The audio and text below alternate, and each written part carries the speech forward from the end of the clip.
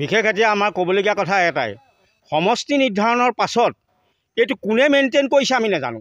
না ৰূপজ্যোতি কুৰ্মীয়ে কৰিছে, না বিধায়িকা ৰেণুপমা ৰাজখোৱাই কৰিছে, কিন্তু এষ্টাব্লিছ কৰিছিলে ৰেণুপমা ৰাজখোৱাই। আৰু আমি আজি যিমান জীয়াতুৰ ভোগ কৰিছোঁ, ইমান দিনে এটা ৰাস্তা হ'বলৈ লাগে নেকি?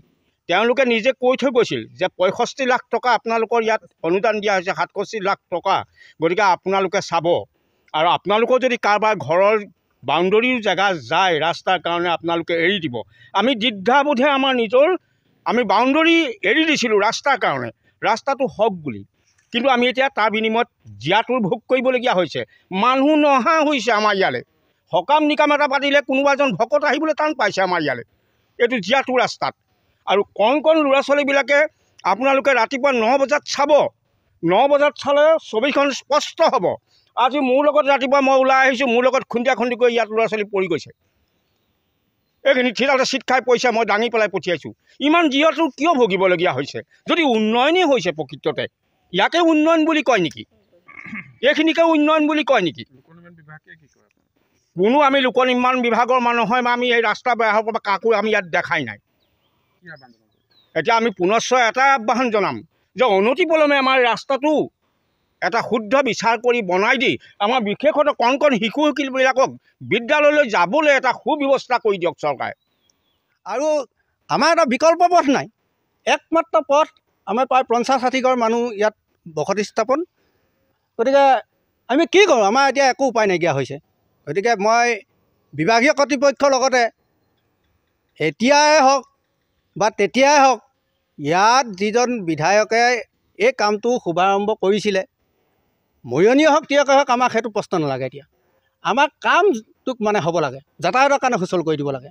নহ'লে ইমান জমৰ যন্ত্ৰণা ভোগ কৰি আমি আৰু থাকিব নোৱাৰোঁ। আমি বেলেগ নহ'লে আমি এই ৰাস্তা বন্ধ আমি প্ৰতিবাদী কাৰ্যসূচী কৰিবলৈ আমি পৰৱৰ্তী পৰ্যায়ত আমি ব্যৱস্থা গ্ৰহণ কৰিম।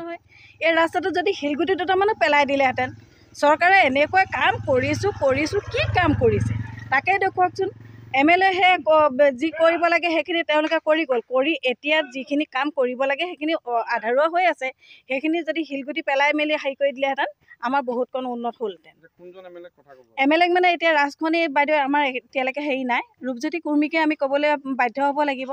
আৰু যদি তাকো নকৰে আমি এই ৰাস্তাটো বন্ধ কৰি প্ৰতিবাদ কৰিবলৈ আমি সাজু। বিশেষ এতিয়া আমাৰ ক'বলগীয়া কথা এটাই, সমষ্টি নিৰ্ধাৰণৰ পাছত এইটো কোনে মেইনটেইন কৰিছে আমি নাজানো। না ৰূপজ্যোতি কুৰ্মীয়ে কৰিছে, না বিধায়িকা ৰেণুপমা ৰাজখোৱাই কৰিছে, কিন্তু এষ্টাব্লিছ কৰিছিলে ৰেণুপমা ৰাজখোৱাই। আৰু আমি আজি যিমান জীয়াতুৰ ভোগ কৰিছোঁ, ইমান দিনে এটা ৰাস্তা হ'বলৈ লাগে নেকি? তেওঁলোকে নিজে কৈ থৈ গৈছিল যে 65 লাখ টকা আপোনালোকৰ ইয়াত অনুদান দিয়া হৈছে, 67 লাখ টকা, গতিকে আপোনালোকে চাব। আৰু আপোনালোকৰ যদি কাৰোবাৰ ঘৰৰ বাউণ্ডেৰীৰ জেগা যায় ৰাস্তাৰ কাৰণে আপোনালোকে এৰি দিব। আমি দ্বিধাবোধে আমাৰ নিজৰ আমি বাউণ্ডেৰী এৰি দিছিলোঁ ৰাস্তাৰ কাৰণে, ৰাস্তাটো হওক বুলি। কিন্তু আমি এতিয়া তাৰ বিনিময়ত জীয়াতুৰ ভোগ কৰিবলগীয়া হৈছে। মানুহ নহা হৈছে আমাৰ ইয়ালৈ। সকাম নিকাম এটা পাতিলে কোনোবা এজন ভকত আহিবলৈ টান পাইছে আমাৰ ইয়ালৈ, এইটো জীয়াতুৰ ৰাস্তাত। আৰু কণ কণ ল'ৰা ছোৱালীবিলাকে আপোনালোকে ৰাতিপুৱা 9 বজাত চাব, 9 বজাত চালে ছবিখন স্পষ্ট হ'ব। আজি মোৰ লগত ৰাতিপুৱা মই ওলাই আহিছোঁ, মোৰ লগত খুন্দিয়া খুন্দি কৰি ইয়াত ল'ৰা ছোৱালী পৰি গৈছে। এইখিনি থিতাতে চিট খাই পইচা মই দাঙি পেলাই পঠিয়াইছোঁ। ইমান জীয়াতুৰ কিয় ভুগিবলগীয়া হৈছে? যদি উন্নয়নেই হৈছে প্ৰকৃততে, ইয়াকে উন্নয়ন বুলি কয় নেকি? এইখিনিকে উন্নয়ন বুলি কয় নেকি? কোনো আমি লোক নিৰ্মাণ বিভাগৰ মানুহ হয় বা আমি এই ৰাস্তা বেয়া হ'ব বা কাকো আমি ইয়াত দেখাই নাই। এতিয়া আমি পুনশ্চ এটা আহ্বান জনাম যে অনতিপলমে আমাৰ ৰাস্তাটো এটা শুদ্ধ বিচাৰ কৰি বনাই দি আমাৰ বিশেষত কণ কণ শিশুবিলাকক বিদ্যালয়লৈ যাবলৈ এটা সুব্যৱস্থা কৰি দিয়ক চৰকাৰে। আৰু আমাৰ এটা বিকল্প পথ নাই, একমাত্ৰ পথ আমাৰ প্ৰায় 50-60 ঘৰ মানুহ ইয়াত বসতি স্থাপন। গতিকে আমি কি কৰোঁ? আমাৰ এতিয়া একো উপায় নাইকিয়া হৈছে।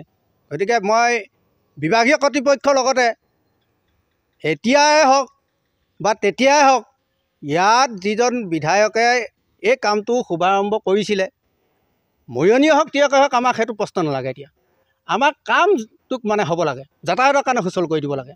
নহ'লে ইমান জমৰ যন্ত্ৰণা ভোগ কৰি আমি আৰু থাকিব নোৱাৰোঁ। আমি বেলেগ নহ'লে আমি এই ৰাস্তা বন্ধ আমি প্ৰতিবাদী কাৰ্যসূচী কৰিবলৈ আমি পৰৱৰ্তী পৰ্যায়ত আমি ব্যৱস্থা গ্ৰহণ কৰিম।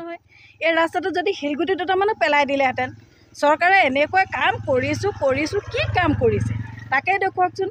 MLAহে যি কৰিব লাগে সেইখিনি তেওঁলোকে কৰি গ'ল, কৰি এতিয়া যিখিনি কাম কৰিব লাগে সেইখিনি আধাৰুৱা হৈ আছে। সেইখিনি যদি শিলগুটি পেলাই মেলি হেৰি কৰি দিলেহেঁতেন আমাৰ বহুতকণ উন্নত হ'লহেঁতেন। MLAক মানে এতিয়া ৰাজখনি বাইদেউ আমাৰ এতিয়ালৈকে হেৰি নাই, ৰূপজ্যোতি কুৰ্মীকে আমি ক'বলৈ বাধ্য হ'ব লাগিব।